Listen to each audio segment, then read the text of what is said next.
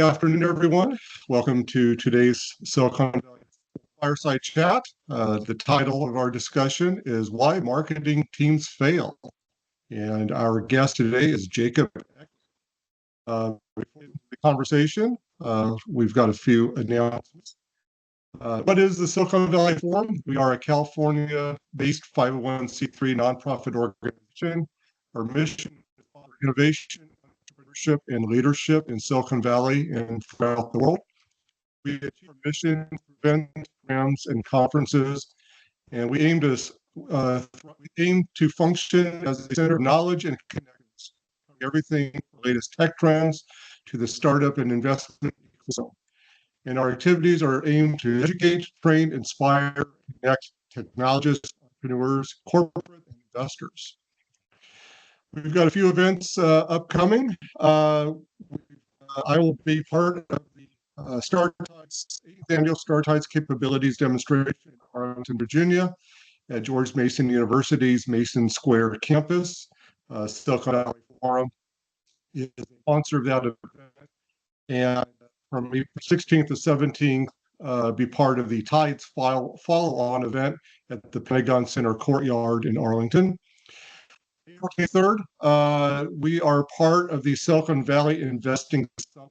This is with an organization called Angel Launch, a monthly event where startups get in front of a panel of accredited investors and they make a pitch.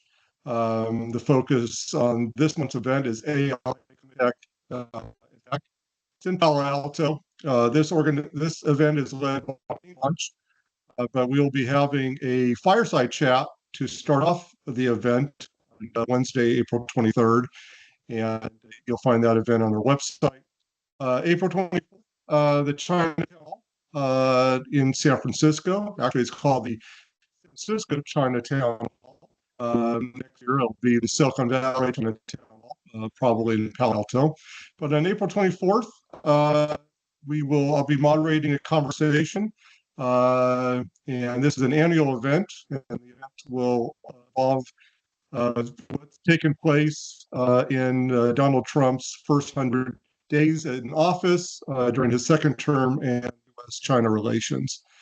We have two fireside chats, excuse me, coming up. May 7th is a Silicon Valley Forum fireside chat with Matthew Lopez.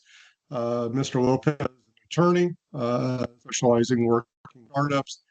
And on May 15th, we'll have providing cost-effective, sustainable water treatment solutions.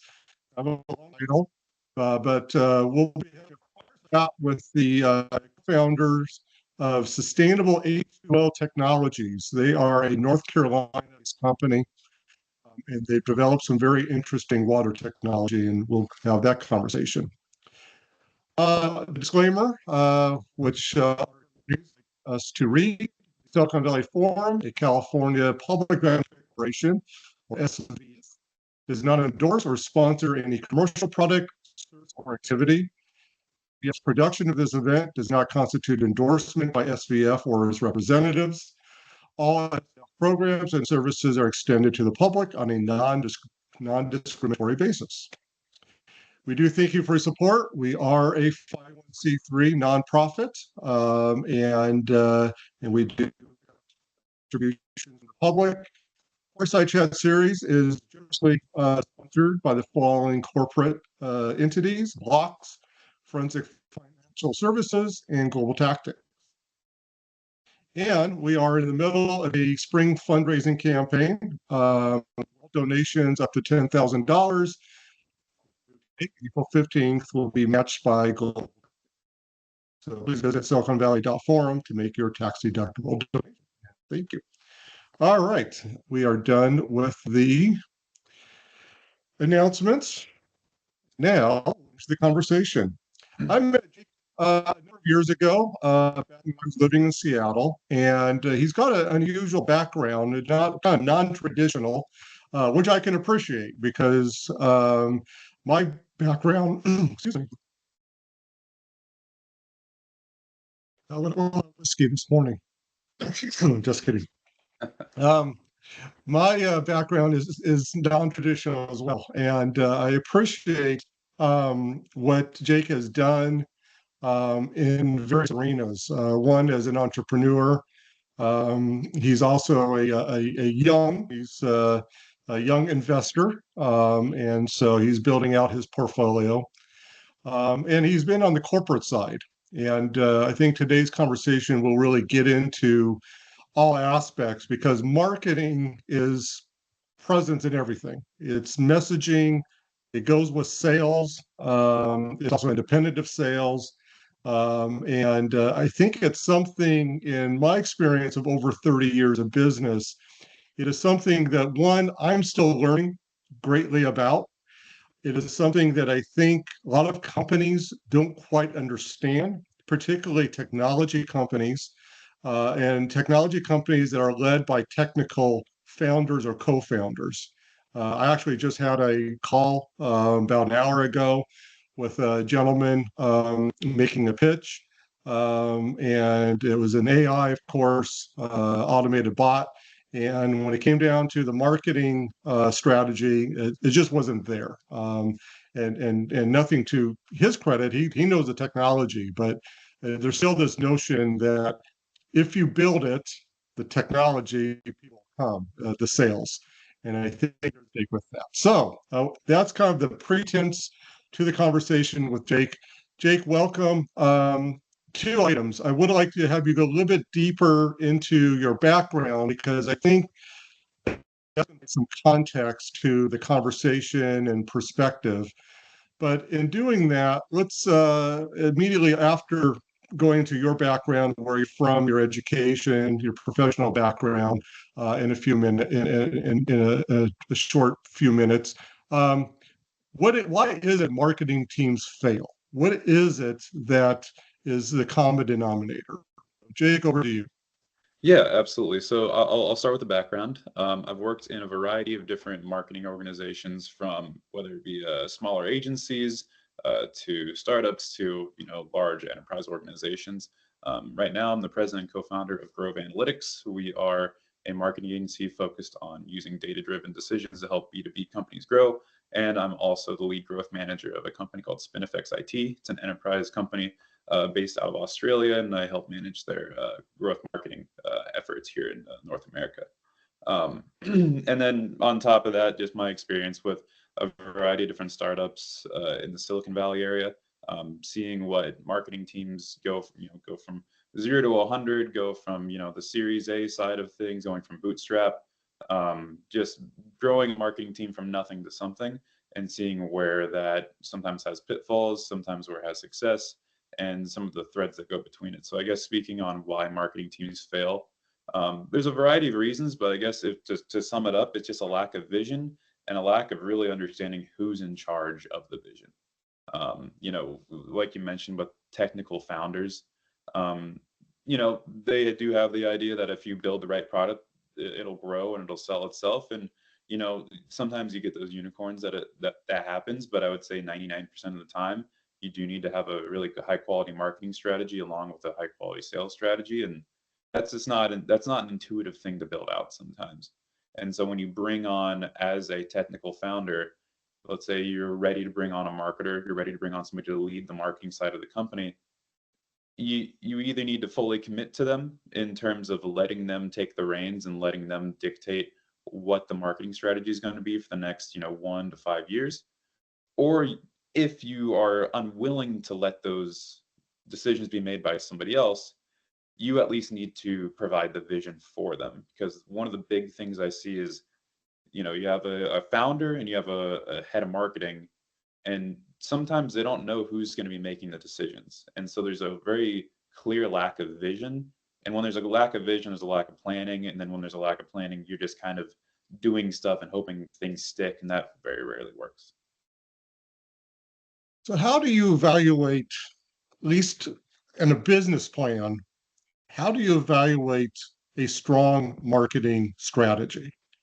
And let's start with that question. So if you're writing out a business plan, and I guess maybe the gray hair shows I'm the only one left in the world who eats business plan, but Tell me for a moment, if you're writing a business plan and it comes to the marketing strategy, what are the key elements that go into that written business plan? Yeah, absolutely. So, in terms of a business plan, you can have goals, you can have marketing goals of like, hey, we would like to achieve X, Y, and Z.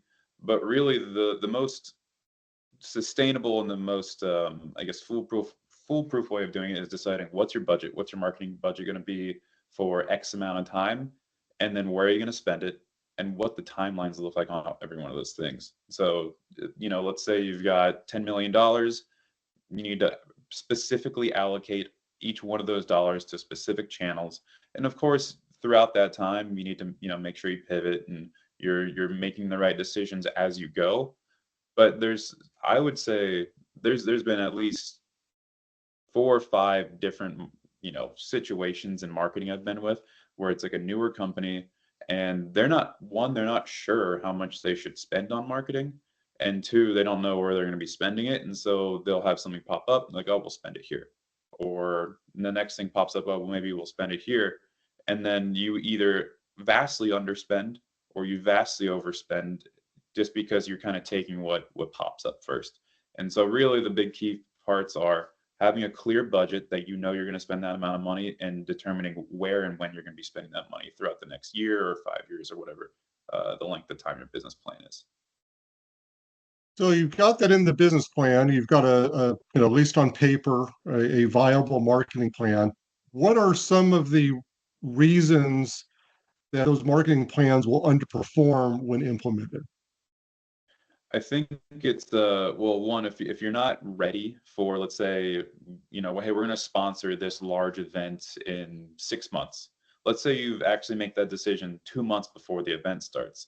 You're not ready for what kind of budget you need to throw at it. You're not ready for the kind of content and materials you need to put into it, and generally just the resources. And so what I've found is a lot of times the resources just aren't there because you're not giving yourself enough time. A lot of marketing teams, they plan in 2 month chunks, maybe 3 month chunks, which is never enough time. And that's why, a lot of marketing teams, they feel like they're running around with their hair on fire just because they're like trying to achieve that next goal really quickly because the goals are still there. You have a founder, you have a technical founder, they still expect to see results out of a marketing team. But those results aren't there's still the pressure and there's the weight of that, but there's not the planning to achieve it. And so let's say, yeah, you give yourself very short amount of runway to achieve something that is generally takes a lot of time, takes a lot of effort, takes a lot of resources, and then it just doesn't quite work. Even in my introductory comments, I say, sales and marketing, but recognizing that marketing strategy is independent in part from sales strategy. But how should a marketing strategy work with sales? How should sales work with marketing? Yeah, I mean, in most situations, I think the closer those two can work together, the better. Especially in a B2B organization, and that's where most of my experience has been. So I guess I'll start speaking with that. In a B2B situation, I would say normally you start with the sales team. That's if you have a marketer, you've normally had a salesperson or people selling the product for a little bit just to understand what the market is. And so using them to leverage to learn from them at first and then to build out a plan that kind of works well with what they think works well is the key. I don't think it's a good idea to come in as a marketer, develop your own process without having sales be heavily involved in that situation. Sometimes sales doesn't really quite get maybe the resources you're putting into certain situations. They're not going to fully understand, what each part of the funnel is responsible for and why you invest into it. Specifically the top of the funnel, essentially. So the casting the large net, trying to get as much reach as you can, trying to get people to understand the product. Sometimes there's a little bit of a clashing between sales and marketing in that part because it's like, hey, we're getting people to the website, but maybe they're not clicking on things, maybe they're not converting. Sales sometimes doesn't understand the value of getting people to just see the product in the first place, to understand what it is without them maybe converting right then and there. And so that's, you got to take what sales says with a grain of salt a little bit there. But in every other aspect, I think the channels you want to go after, where your audience lies, the climate of the market you're in, sales is going to be able to help you really, really well, especially if they've already been working on it before you even get there. Mentioned the word value. So I think of value, the value proposition. What role does the value proposition play in marketing? And do you, in my experience, marketing strategies, I think, underappreciate the value proposition.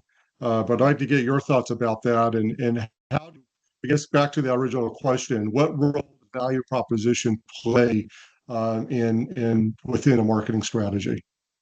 I do agree. I think it's undervalued in a lot of marketing teams. They understand, it's there, and they understand it's something that needs to be kind of honed in on.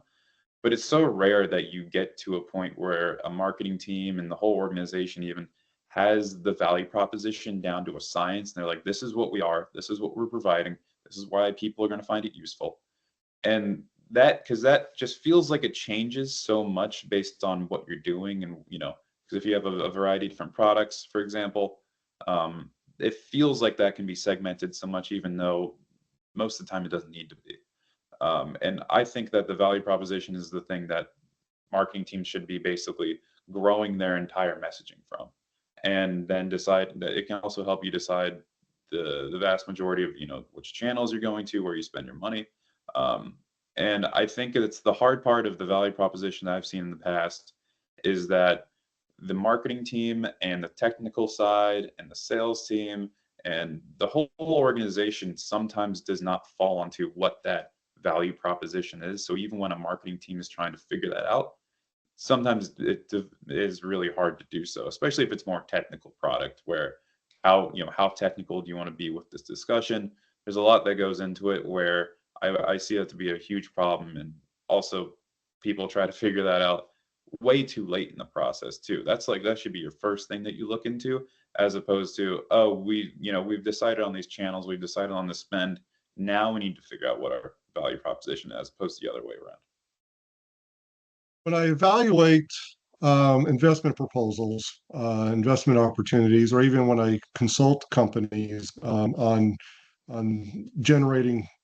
building and generating revenue channels, on the technology side, I always say, who's going to buy this, right? Who's going to be the customer? And often with technology, they say, well, we talk to the vice president of technology or the chief technology officer.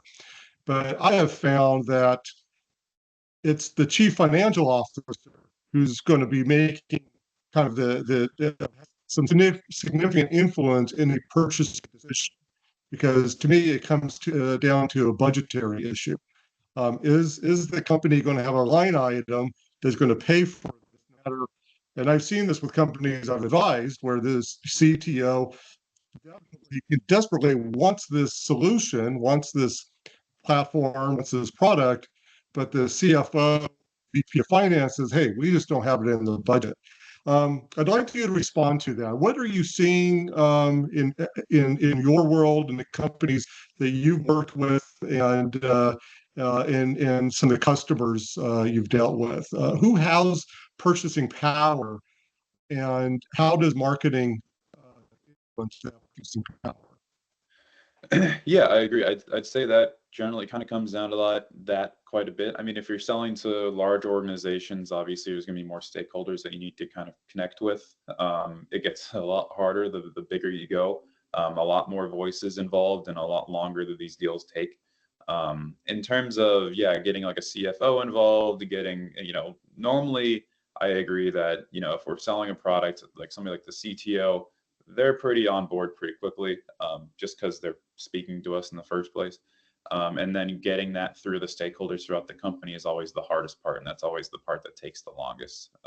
The people who are actually using it, they're decided pretty shortly. All it takes is a couple intro calls and maybe a demo, and they're sold. They're ready to go. And then it's really about getting the rest of everybody else. And I think with that, as we were kind of discussing earlier, the importance of leaning on a sales team and potentially, if you're in these situations, having a sales team, having them had a little experience with your product and with your market prior to a marketing person coming in is always a good idea because if you're a marketing person, you're not going to know exactly who the stakeholders in these companies that you need to target.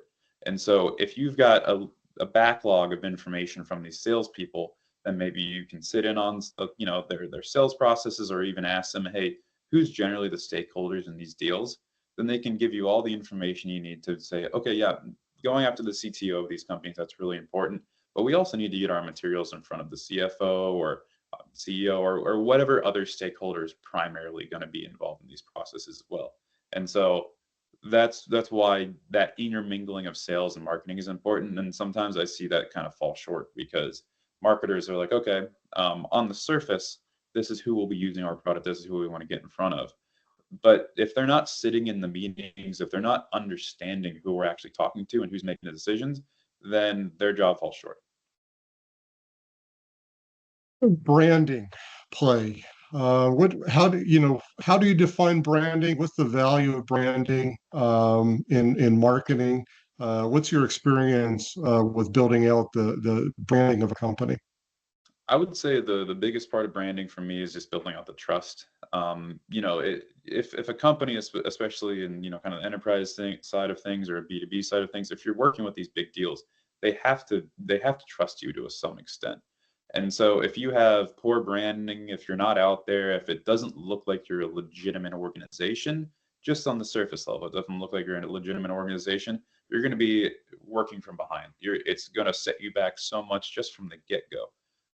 And so that's really what my thoughts are on branding in, kind of in this space.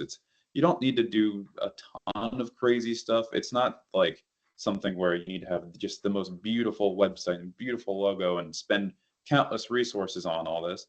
But you do have to look high quality, legitimate, and really put a situation out there to where it looks like you can be trusted, especially if you're a newer company, because the branding side of a newer company, that's always the hardest hurdle, is just to become a trusted, legitimate business that people are willing to invest their time and their money and their resources into. Mention channels. I'd like to go a little bit deeper on kind of the various different channels and how do you approach those? How does a marketing strategy adapt to various different channels? Yeah, I mean, it really kind of depends on who you're marketing to and what you're marketing. But let's kind of keep things in the realm of the B2B SaaS organization kind of thing. Um, the channels, it kind of gets a little bit. It starts to spread depending on the size of the deals that you're wanting to bring in. Obviously, you can put your stuff out on Google Ads, or you can spend money on trying to make sure your keywords are popping up in front of people, which is good. But if you're trying to sell $1 million product, sometimes the paid media side of things, you want to do it a little bit just so your name's out there, but a lot of times you're not going to see the return that you want to, especially when you're dealing with, let's say, a technical founder, and you go to a technical founder and say, hey, I would like to advertise our product on Google or maybe LinkedIn ads or whatever it is. And you tell them this is a necessary thing we have to do. Um, the hard part is you're probably not going to see return. You're not going to, if you have these big deals, you're not going to see, oh, we got 30 conversions today, and we were able to convert this amount of spend into this amount of revenue for us, because it rarely works out that way when you're working in those kind of top of the funnel, high level, just getting large amounts of reach through these paid media channels. And so it's a hard kind of concept to come by. It's hard to convince a founder to say, yes, let's spend money on this, even though it's necessary. And so, the easier go-tos for something, if you're in that deal size, is to go to, trade shows like we've discussed in the past, or content syndication, or something where it's a little bit more of a one-to-one, little bit, maybe you're spending more to talk to this one single person, but at least you're going to have something to show for it, even though all these channels are necessary. It's just going to be a little bit easier to sell that one to a technical founder who maybe doesn't understand, what investing in marketing looks like. here's a little bit. I'd like to go back into your background. I mean, you grew up in Ohio, uh, and what was your aspirations as a kid, other than playing, for the Cleveland Browns? So, were you planning on going to marketing after your NFL career? I mean, in all seriousness, in your background, tell us more about your background. You grew up. How did you end up in Washington State? Because you live in the Seattle area. Mhm. And then how did you get into marketing? What were some of the reasons that led you to marketing? Yeah, absolutely. So at the get-go, kind of getting into college, I really marketing was not on my radar whatsoever.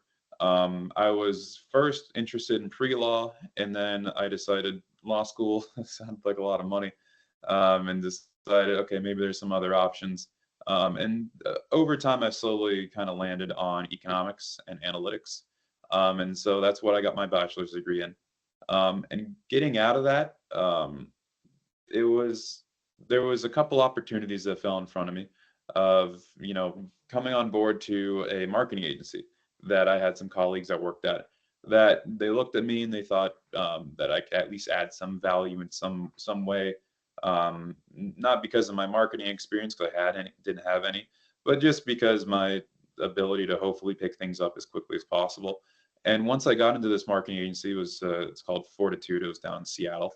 um, I quickly realized that the way people approach marketing, especially coming out of school and maybe getting a marketing degree, is not very analytical. I realized there wasn't a whole lot of true analysis, true data gathering being put in on the marketing side of things, especially like at a paid media company. And there's a fundamental levels of analysis that you need to put into marketing for if you're anybody, but I just didn't think that there was enough true numbers and analysis in order to kind of make the guessing game that is marketing more of a sure thing, as opposed to just throwing stuff against the wall and hoping it sticks. And so that is kind of why I stuck around with it, because I was like, okay, I've got this unique skill set of being able to apply analysis to something that sometimes doesn't have analysis put onto it as much as it should. And so that's where kind of the career started.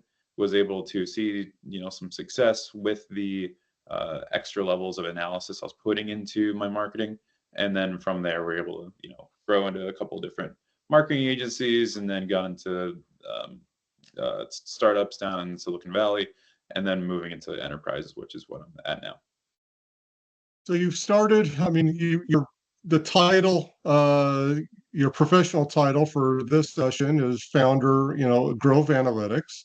Um, what led you to the world of launching your own company? And tell us kind of the backstory about that. Yeah. So to be frank, I guess it was COVID.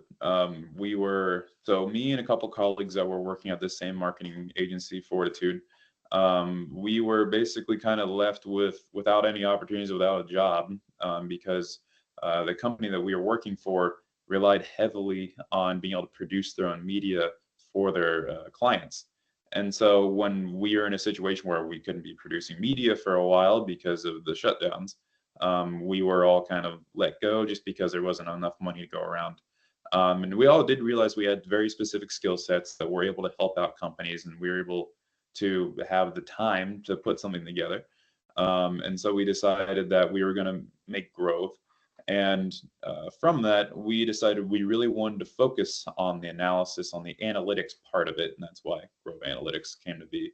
And so from there, we were really able to leverage a lot of our colleagues in like the data side of things, especially in the Seattle area. For example, if you're a B2B company and you need to go find some emails of the CTO or the CFO or the CEO of whatever companies you're trying to advertise towards. Well, there are certain, data brokers you can go to and obtain that information. And so we knew that that was a thing that companies were doing in order to kind of bolster up the data they have for their sales teams. And so we decided, hey, we'll go to them and we'll partner up with them and go to their clients and say, hey, you just purchased this data. You have the information on these people, but how are you going to get in contact with them? What are you going to do? How are you going to reach out? What marketing strategies you're going to use with this information? and we were able to leverage that in finding a lot of our first clients, and that was able to kind of really get us off the ground. You also have experience in B2C, right? Because as far as I remember, you sent me a bag of coffee, and anyone who knows I'm a bit of a coffee addict. And it's only 12:30 Pacific time, and I think I'm on my fourth cup of coffee, which means I'm in 2 cups. But tell us about that experience. What was that about? And the one thing I remember about the coffee package you sent to me was the logo, the image on it. It had a nice image on it, but kind of Yeah. tell us more about that experience. Yeah, so that company is called Fishman's Brew. I guess the backstory on it. Well, one of the nice things about running a marketing agency and having a variety of different clients is you get to see what a lot of different industries look like, how they work, and which ones pique your interest, essentially. And so a lot of times you'll have a client come by, you'll work with them, and maybe they'll have a new something or another come up, and they'll say, "Hey, we'd like you to join in on this process."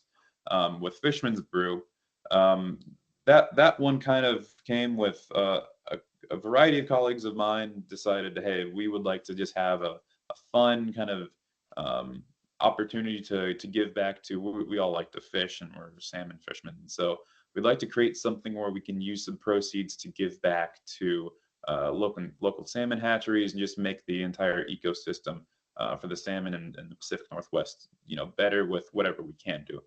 And so we decided to make a coffee company since that was all something we were very interested in. And yeah, we showed up to a lot of trade shows. We were selling online. To be frank, the coffee business is not one you should go into if you'd like to make a ton of money. um, and so it's yeah, it was going well. We were able to generate some funds to donate to the hatcheries in our area. We did move on from Fishman's Brew just because we thought that we were able to generate money elsewhere at more efficiently. But it was a really cool opportunity to see just how much you can impact a community and how quickly a community can kind of circle around a brand. 'Cause that's what we were living off the brand. I thought the coffee we had was wonderful. It was very unique, and it kind of fit all of our palates. We really enjoyed it. But the thing I love to see was just like once we started showing up at these shows, once we started making a presence locally, people really started to kind of grab on to what we were doing and the brand we had. And since we were kind of advertising specifically for salmon fishermen in the Pacific Northwest, and we were saying, hey, we're giving back to a cause that you care about, it was very interesting to see the community side of things kind of generate from that. Well, actually, let's leverage on the question on fishermen, and that's a question of gender. How does marketing change based on gender and demographics? I mean, it's interesting. I'll go to the store and I'll walk through uh, buying toothpaste, but then I'll walk through the cosmetics, and it's amazing to see the cosmetic industry and their marketing and their packaging. Um, and then it's interesting on advertising on how that works. I know my mom is actually watching this, and when we were in Germany last year, one thing we noticed is that the laundry detergent commercials were all men in Germany on television. There were not women. In the United States, it's almost entirely women. Sometimes stay at home, sometimes working moms, but they're all women. It was interesting that for laundry, it was all men, and often it had kind of like two men in the commercial. It was just very interesting. So where does gender play in marketing, and how does it? Again, it's always based on your audience, but what are some risks of being too focused on a particular group, whether it's gender, whether it's ethnicity? Yeah, that's the question. Yeah, absolutely. So I would say, I guess I'll break it down in the different sections of things. So on the B2B side, I'd say there's really no difference. You're really not kind of thinking and on the B2B side, you're just going off of job titles. I don't really think too much about age, gender, anything along those lines. In terms of maybe, for example, selling coffee or really any of the other consumer products or anything on the B2C side.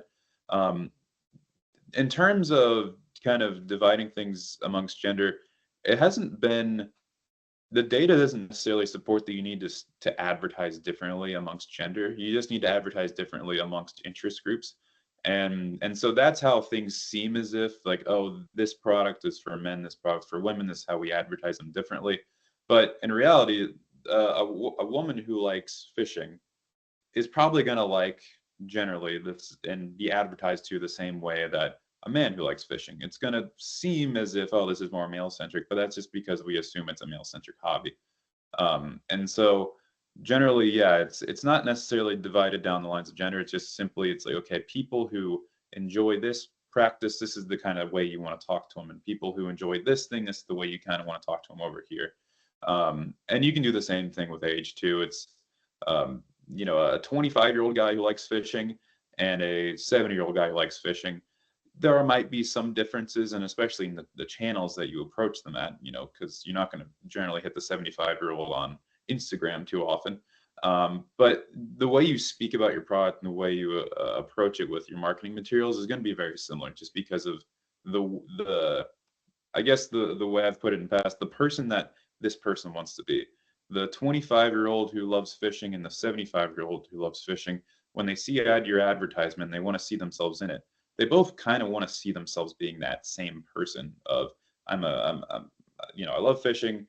I want some really great coffee while I'm, about to, get my boat out or do whatever it is. And so I think that generally applies in the consumer side of things across the board. But you are right. You definitely don't want to segment too much in terms of age or gender or anything like that. You really want to cast a pretty large net at first, and then collect your data, get the good information on it, and then determine who you really want to start to kind of spend your money on more so after you've given yourself a copious amounts of results to see which group actually is interested in purchasing your product. Because I've seen it countless times where a founder thinks that this group is going to purchase their product, but in reality we have a lot more success with a different one. And so collecting the data first without too much kind of bringing your own ideas into it, getting the data first and then narrowing it down is always the way to go. Let me ask you one more question about consumer marketing. Role of influencers. I mean, it's amazing now that young people in college, when they look at their, career choices, many of them, as I understand it, want to be an influencer. I mean, it never occurred to me that, that would be a career choice. But the other thing that I learned recently that just surprised me and may not surprise you or anyone else was that a lot of these influencers, they either are given the products for free because, or if they have to purchase it, they then the next day return it. They don't actually keep the products, and that was interesting as well when I learned more about the influencer in some article. But where does influencer? What's the value of influencer marketing in your opinion, and where do you see that evolving in the B2C space? Yeah, so I think influencer marketing, it's grown. It's grown quite a bit over the last, 10 years or so. It's kind of moved away too much from, it used to be a Wild West. You would have, as a marketer, you knew the value of it, but you really didn't know how to quantify what you're going to get out of it. Now there's a little bit more clear ways of measuring the impact and measuring, how much you should spend on this bit of promotion from such and such influencer. I think on the B2C space, I mean, depending on your product, of course, there are some products where it's not as valuable, but I'd say the vast majority of products, it is huge. It is something that I would say should be taken seriously right from the get-go if you're building out a marketing strategy. Um, and it's difficult. It's not as set it and forget it as a lot of other channels. It takes a lot of work and it takes a lot of kind of networking and figuring out. Because, for example, like I've worked with influencer marketers before. I've worked with influencers before, and sometimes just getting a hold of these influencers is nearly impossible. They'll have an agent or whatever it is, and you can be like, hey, I think that this product would be perfect for your audience, and we're willing to give you, a very large amount of money to advertise this. And even then, they're very sometimes very difficult to get a hold of. But I would say it is something that should be taken very seriously because especially working in marketing agencies, the biggest explosive bits of growth I've ever seen are all from influencer marketing. Um, I would say that it's not going to be as consistent as you'd like, but it's also it's throwing the ball 50 yards downfield hoping for a touchdown. It's the That is the explosive growth that everybody's hoping for. That is the dream scenario that they can provide you the dream scenario, but it's also, very inconsistent. You will waste some money on people who will promote your product and maybe just doesn't work, and that's disappointing. But also the upside is probably better than any other channel that I can think of. So going back to B2B marketing, you mentioned the word data. What does data mean to marketing? What does it in data collection? What kind of data should marketing teams be collecting? They say data is the new oil. Well, oil is only of value based on how you refine it. So you got to be able to extract the oil, got to be able to extract the data, collect it, and then you got to refine it. How does that apply to the marketing world as you see it? Yeah, I think data, it's just the simple task of taking the guesswork out of it as much as you can, because marketing really is such a soft science. It's such a thing where there's a lot of guesswork if you're doing it incorrectly. And so, as much as you can quantify, as much as you can kind of dial in what the right move is, that's always the best way of going about things. Is data is really the only way to do that. And for a lot of marketers, for a lot of people who have only kind of been in the marketing side of things, maybe they went to school for marketing and they start working at a marketing agency, and maybe they start working other marketing teams, and they haven't really gotten the feel for data yet. I know data seems like a scary thing to some marketers because they think it's just super technical, you know, tons of numbers and equations and all that stuff. And it's really not. It's just very simple stuff. It's just, for example, who went to our website yesterday? Oh, was it this company that we're after? Great, let's go after them more. It's that kind of stuff. It can be the simplest possible thing, it, that it doesn't involve tons of analytics, doesn't involve tons of predetermined knowledge, doesn't involve any of that stuff. It's really just simply getting to know who and when and why, for what your marketing tactics are, and really just seeing who's interested. When you put out a big net, you need to see who's interested in order to kind of dwindle it down the funnel. And that's really the big point of data, is just like who's getting their eyes on your product and who's staying there and looking at it for longer. AI, it's ubiquitous, it's growing. We're the early stages of AI. What are the trends you're seeing? How AI be used? And I guess in specific use cases, what are you seeing now? What Mhm. does You're also in a position as an investor and entrepreneur. So part of your job is to guess the trends 5 years from now or even 10 years from now. So what are you seeing today, and where do you see the trends going? And how will AI evolve the marketing field or Yeah, change the marketing field? yeah, absolutely. As of today, I mean, the big part of it, the way people create copy, is vastly gotten easier. I don't know if it's actually gotten better, but the way people do create copy has gotten easier. So if hey, I need to write up a one pager for this thing, or I need to make some sort of content, or I need to make an ad for Instagram. At least the copy side of it, it's really easy to do that. You kind of give it your predetermined thoughts, you give it what you think it needs, and spits it out, and you're good to go. I don't think it's there on the images yet. I don't think most organizations are not going to be comfortable using AI images on their advertisement, so that's not something that we're at yet. And It could get there. I don't I don't know if it will anytime soon. But yeah, it could get there.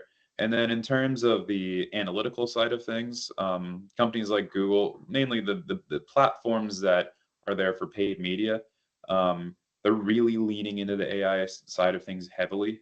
So back in the day, let's say you wanted to run Google Ads, there was a ton of different things you could change, a ton of different variables that you could put into the Google Ads to see what would work and what didn't. And you would have to do a lot of the testing yourself. Now, Google and many others like it, they just want you to kind of put your material in there and then let the AI do its thing. And a lot of times it will do its thing, but the problem is you're not gleaming as many insights as you'd like from that. So it does become a little bit of a black box in terms of what you're able to change and what you're able to see in the paid media side of things. So I do know a lot of paid media specialists who are um, not necessarily thrilled by that. In theory, it would make the job easier because there's less things they have to do, but there's a lot less control on the same on the same side of that too. So it makes things easier if you're a newer person on it. If you're somebody who's running their own business and you decide you want to do some advertising on these paid media platforms, it is simpler. It's kind of set it and forget it. You don't got to know a whole lot about it. Just put it in there, let the AI do its thing. But if you're an expert and you really want to dial things in and add value and create, better ad campaigns, it sometimes is a little bit more difficult. And I would say that AI just in the future in terms of marketing, it's not gonna it's not gonna replace everything. It's not going to be something that, I know some people have theorized that, jobs could be replaced and um, all these other things in the marketing side of things, at least from AI. And I don't think that's the case. I think it's just going to make things a little bit more streamlined, a little easier. Things that would have taken maybe an hour before will maybe take you 5 minutes, which is a good thing. But you still do need, generally, in terms of the strategy side of things, I don't see it changing any strategy thoroughly anytime soon. Very interesting. Yeah, I mean, we're still trying to figure out on the disruption value of AI. But yeah, I agree with you. I think there's certain jobs that won't be what we call automated. Will still require people, but I am saying, as you know, I maintain my blog, talk with other people that have blogs, and it is interesting how many of them are now using AI to do blog posts. Yeah. And even for our Chinatown Hall, I've part of my task is to do a press release. And I know there's tools now that will put together the press release. And rather than it will take, let's say, an hour to do a press release, it might take me just 5 to 10 minutes. Yeah, I agree. And on stuff like that, it's pretty for somebody who's just getting started and for somebody who's maybe trying to build out, if you own your own business, you're a smaller business, you don't have a lot of time, you don't have a ton of resources, you don't have the ability to go hire a copywriter, and you just need something, you just need a pretend blog.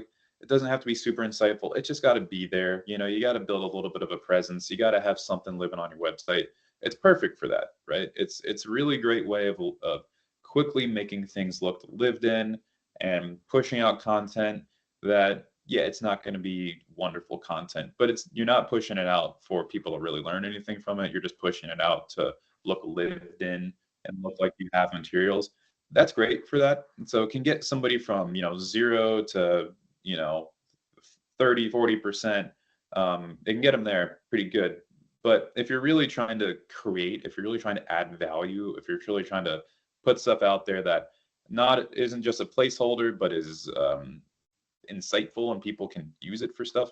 I still think that the vast majority of that's going to come from people who are experts in the field, putting a lots of hard work into it, and I don't see a way around that anytime soon. You mentioned keywords, and let's talk about search engine optimization, SEO strategy. What goes into effective strategy? What is it that marketing teams don't don't use that you think they should use tactics in putting together an effective SEO strategy? Yeah. So SEO in the marketing world, there are SEO specialists, and then there's people who have no idea what SEO is. And in terms of like these can be really high quality professional marketers, and they, really don't know too much about what really goes into an SEO strategy. In terms of the from the get-go, it's really if you're looking at SEO and you're looking at what's my first steps, it's all about making sure one, your website is technically sound in terms of SEO, because there's a lot that goes into it that's kind of in the back end that people don't realize what's going on, especially if you're not a very technical person, that can really hurt you on the SEO side of things. If for example, if your website's built on like maybe a pretty low level web builder, where the code is pretty ugly and it's not very formatted well, and there's a ton of like dead links, and there's a lot of other things that Google scanning looks at and says this is not good. This is clearly a website that people didn't put effort into. It's a lot of it's a lot of junk. It's not good for a lot of different technical reasons. Then that can hurt you more than anything. You can have all the perfect keywords, awesome blogs with all the stuff on it, but if your website is not technically sound in an SEO standpoint, you're not going to get really anywhere. So that's the first go. Like start there, and the unfortunate problem is there's not a ton of marketers who can go fix those problems. That does involve a specialist. That involves an SEO specialist who is able to go in there, do an audit, clean it up, and then from there you can start to do the more surface level things like putting in the right keywords, doing your research and determining, okay, our competitors have all these keywords and they're getting all this traffic from these keywords. Let's see if we can integrate that into our website. Or we know our audience is searching for these keywords and our competitors actually aren't using them very often. Sometimes there's a reason for that, or sometimes that's just an opportunity for you to enter into your market an easier way without as much competition. And so that kind of stuff that's when SEO starts to get fun. That's when you can start to be strategic. You can start to use your marketing brain at it. But to get to that point, you do need to have a technically sound website. And you kind of touched on this, but I want to clarify, is there still value in spending money on certain keywords? Is that still, you know, Yeah, a value to a company? absolutely. I think that depending on what you're selling, depending on deal sizes, depending on really what your market looks like, there's a lot of situations when that doesn't make a ton of sense. But I still think there are plenty of situations where spending money on Google, bidding on keywords, is the way to go. Because Google, I would say, consistently can produce extremely high level results with that, especially on the B2C side. If you're selling consumer goods, it can really, from my experience throughout the last 10 years, I would say Google is actually the most consistent one on a B2C side, on a consumer side of generating results for any of my clients. Yeah, and taking that a step further, is when you purchase keywords, is that and that can be a very expensive investment, as I understand it, even hundreds of thousands, is that correct? Yeah, I mean, it depends on obviously, yeah, the keyword, but I mean, some keywords are extremely high value. And at that point, you start to kind of weigh the pros and cons. But it's, let's say you're selling a product, and anybody who's going on Google and, searching up this question of, oh, what's the best blah, blah, blah. And then you want to be the first result there. That can be worth just tons and tons of money. And in a perfect world, you don't have competitors. They're not bidding on these things, and so it's not very expensive.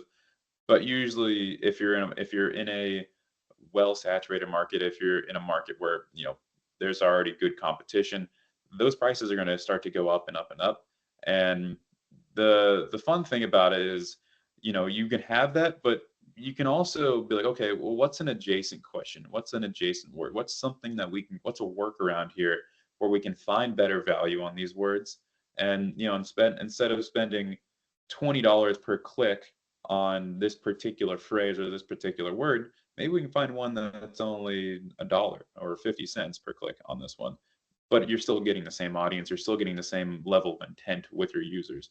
And so that's where, with Google, there's a lot of strategy that can go into it, and it makes things a lot more interesting and a lot more fun to work with. Now, you've worked with companies that are operating in different geographic locations. How does marketing change, and how do you adapt marketing based on different continents and different geographic locations? Yeah, I would say that there's pretty massive changes in terms of which channels you're using and how you're approaching them based on your locations. North America and Europe, I mean, they're pretty similar if you're using, paid media channels. I know there's a lot of data restrictions in Europe that the United States doesn't have. But overall, they're not too far apart. But then you get to the rest of the world, and then that's where your channel decisions need to be a little bit different, and that's where having unique experience working in those markets is really valuable, because somebody who's only been working North America, sometimes we'll have a bit of an issue figuring out the right channels to be using in other other continents. Let's in Africa, for example. That's a lot tougher of a situation to apply your experience to. Now, Africa is there are good opportunities, there's good channels, but the way you got to think about it is entirely different. At least on a consumer side, on the B2C or on the B2B side, it's a lot easier. It's a lot more straightforward. A lot of your methods you would use on the B2B side can work across all continents and all situations.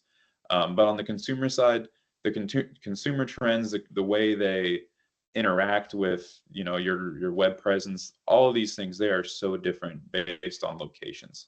So yeah, there's definitely a huge disparity in approaches you need to take. We've got a few more minutes here. I do want to ask you, kind of going back to your personal experience, the three keywords around Silicon Valley Forum is innovation, entrepreneurship, and leadership. Let's conclude today's conversation about leadership. You've led startups, you're in a position now, you're a manager.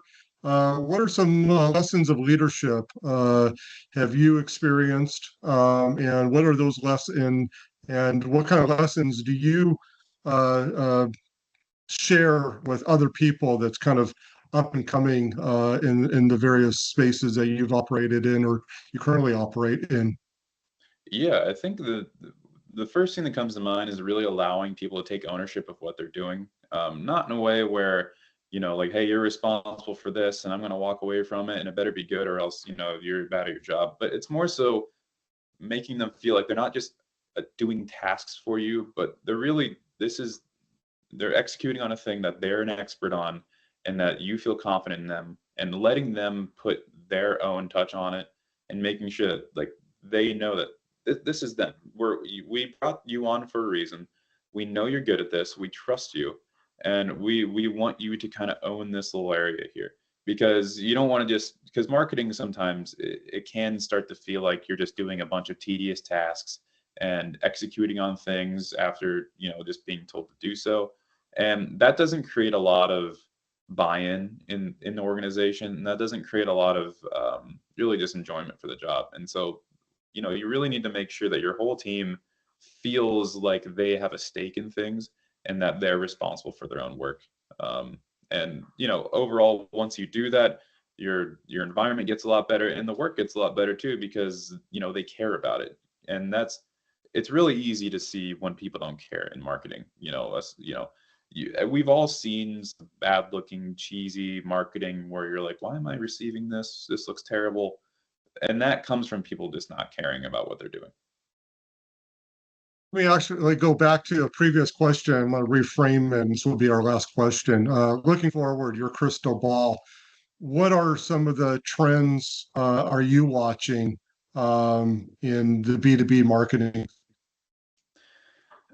I would say that, we've already kind of gotten to the point where most teams are able to leverage data more so than they were able to, maybe 5 years ago. Um, you know, Even 5 years ago, getting into a new organization, talking with the sales team, like, hey, here's some new ways we can gather information on maybe the market or the specific prospects you're looking for. That used to be a really, for some people, that used to be a pretty great thing that they'd never really even heard of before, surprisingly. But now that feels pretty well known, pretty well saturated. So I think it's going to go more from, the salesperson who's just incredible and very personable. It's going to go from that to who's more technically sound and who's able to properly leverage all of these different automations in order to get out to who you really want to get in contact with.